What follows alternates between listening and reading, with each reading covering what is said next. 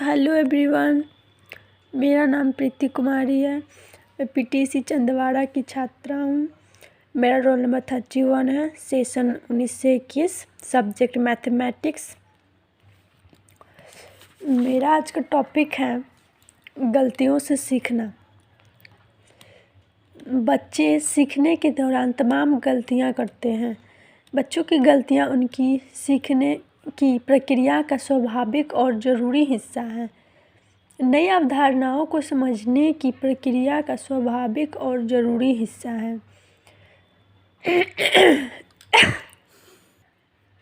नई अवधारणाओं की प्रक्रिया को समझने में बच्चे अपनी अभी तक की समझ को लागू करते हैं।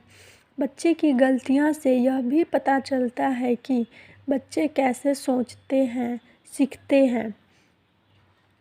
जैसे 51 के लिए 15 लिखना हमें यह बताता है कि बच्चे अभी तक स्थानीय मान की अवधारणा समझ नहीं पाए हैं और उसे समूह बनाने और उसे करने की ज़रूरत है।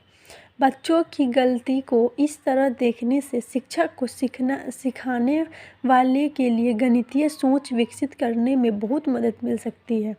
गलतियां करना और उनसे सीखना एक पक्की समझ बनाने की प्रक्रिया का हिस्सा है, बल्कि यह सही उत्तर निकालने से ज़्यादा महत्वपूर्ण है। इसी प्रकार बच्चों द्वारा स्वयं की गलतियों से सीखने का एक अन्य उदाहरण ले सकते हैं, जिसमें वह गुणा के पैटर्न को समझकर स्वयं अपनी गलती सुधार लेता है। एक बच्चे को 2 × 76 का सवाल हल करने को दिया गया। इसका जवाब आया 432। बच्चे ने 2 × 76 के बजाय 76 × 6 कर दिया था। अब इसकी त्रुटि को उसे स्वयं से समझने के लिए पैटर्न का उपयोग किया जा सकता है। इससे वह स्वयं अपनी समझ का विकास कर सकता है। उसे एक पैटर्न हल करने को दिया जाता है जो इस प्रकार है।